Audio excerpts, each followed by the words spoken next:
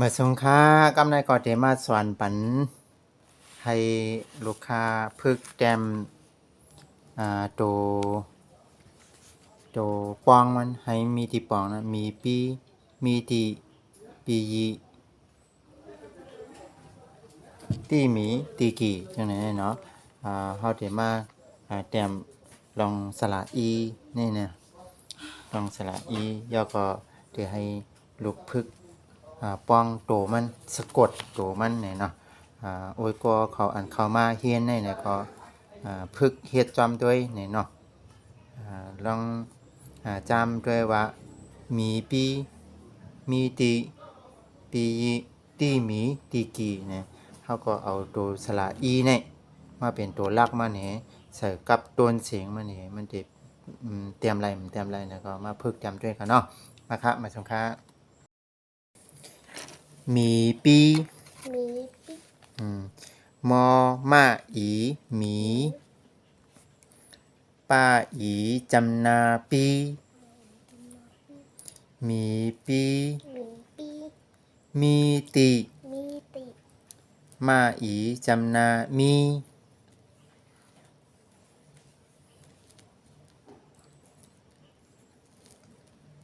ตาอียักจำตี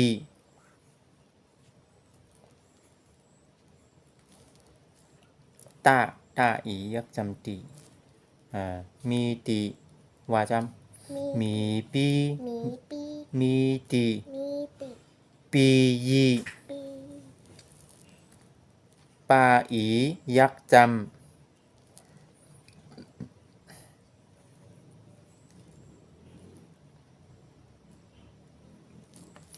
ยาอียักจำยียาอียักจำดี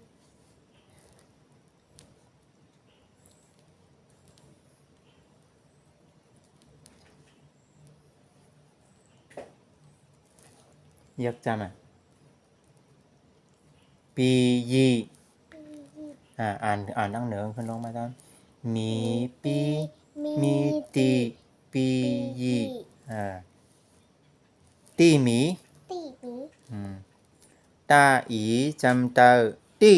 ตาอีจำไตตี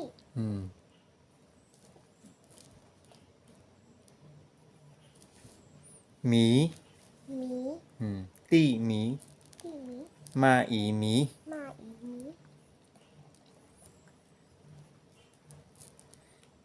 อะไรคำนี้ตั้งเหนือมีปีมีตีปียีตีหมีตีกี่ตีกี ตาอียักจำตี ตาอียักจำตี ยักจำกี่กะอียักกี่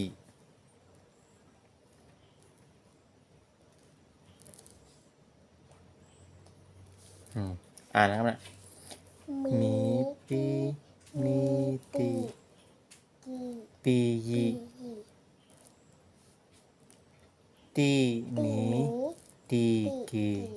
ว่าทำมีปีมีตีปียีปียีปียี ปียีนี่คือจื่อก้นเขาห้องปียีตีหมี ตีมี ตีกี่ ตีกี คำนี้เตรียมสี่โตนะเตรียมมาตั้งแต่คำนี้ปีอีญาหมี เนี่ยมี ปีป้าอียักจำปี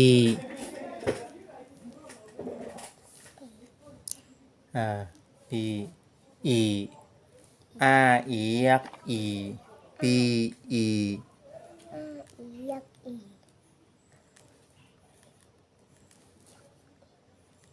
ญา ย่า ญาอา ย่าอา จำนาญา จำนายย่า ญาใช่ไหมญาอาจำนาญา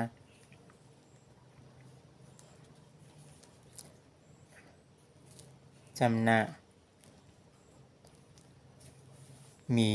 ญาหมีก็เนี่ยปีอีญาหมี ย่าหมี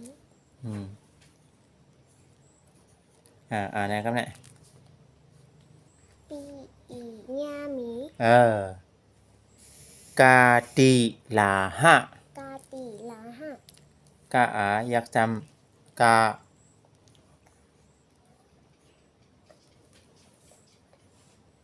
อยากจำกาตี ติ ตาอีอยากจำตี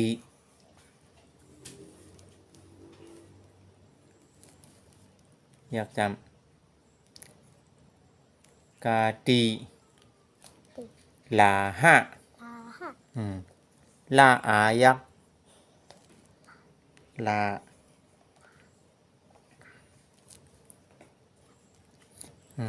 ห้าอาจำเตอห้า ห้าอาจำไตหะ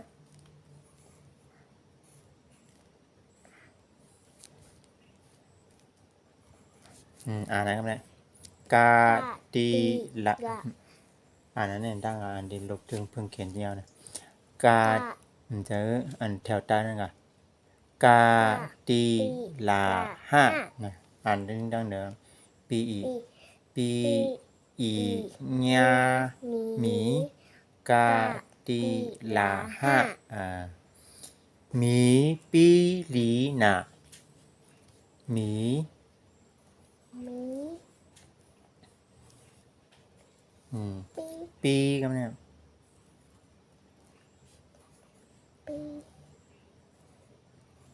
หลีละอีหลีหนาครับเนี่ยหน้าอายักหนา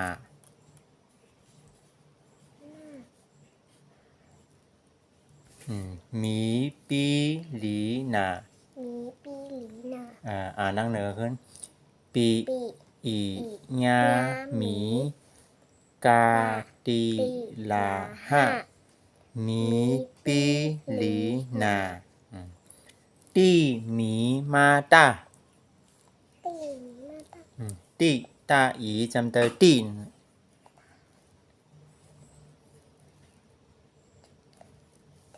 หมี หมี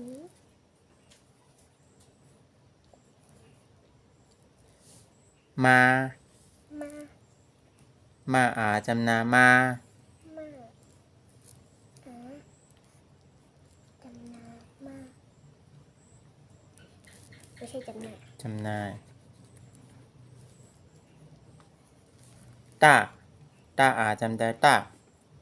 จำได้ตะ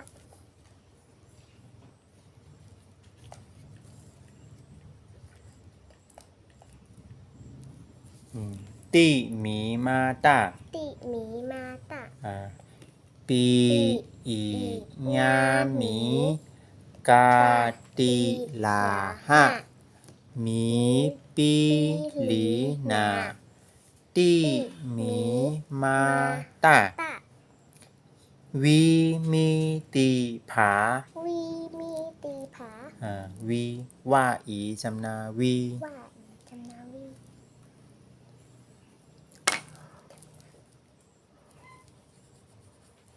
จำนา มีวีมีกำเนียม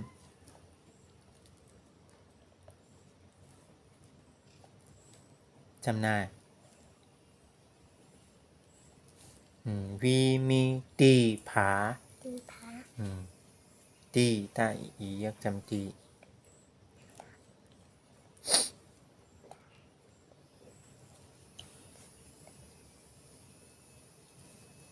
ผา ผา ผ้าอา ผ้า ผา ผา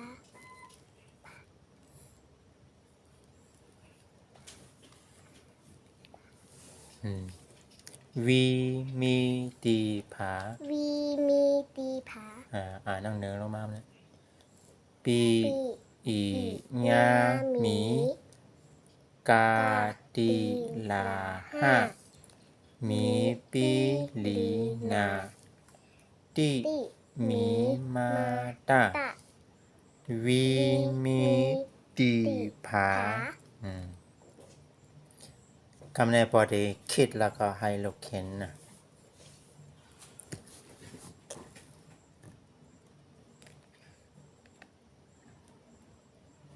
หมามาหาหมามาหากาจำทีเนี้ย หมา หมาหมามาหาหมีเดี๋ยวจำหมามาหมานะกะหมา มา มาคำเนี้ยมาจำนามา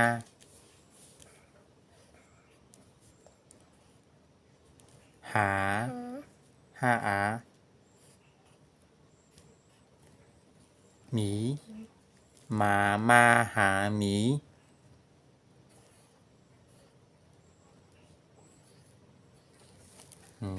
น่ะหมามาหาหมีหมีมีตีหมีมีตี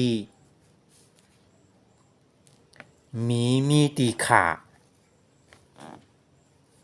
หมี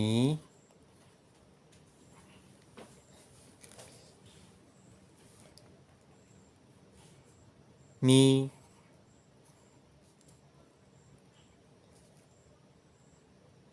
มาอีกจำนายมีนะคะมีตี ติ ตาอียักจำตีดูจอมปวนเขาก่อนพวกนะ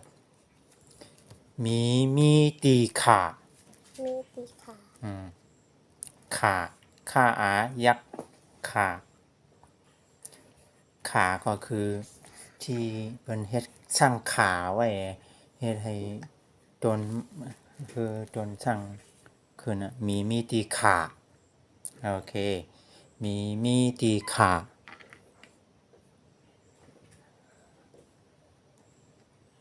ปลาล่าหลาหมาปลาล่าหลาหมา มีไงสีละ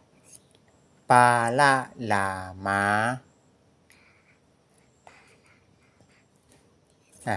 จ้ะ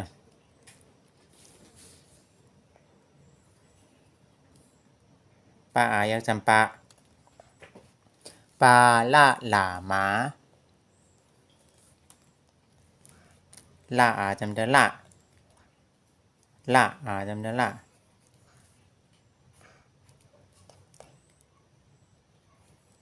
หลาหมาล่ายักหลา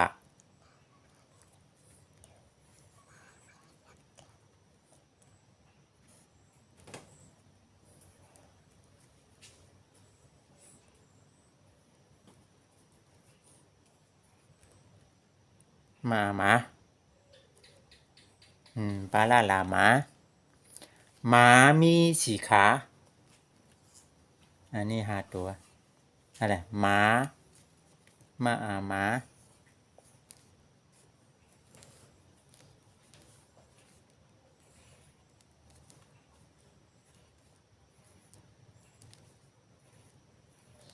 4 ขา4 ตัวก็รู้เนาะหมามี4 ขาอะไรซาอียักษ์สีนั่นแหละลูกเนาะ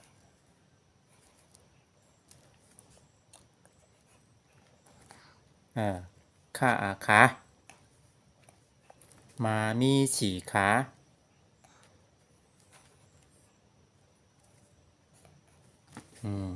หมามี4 ขา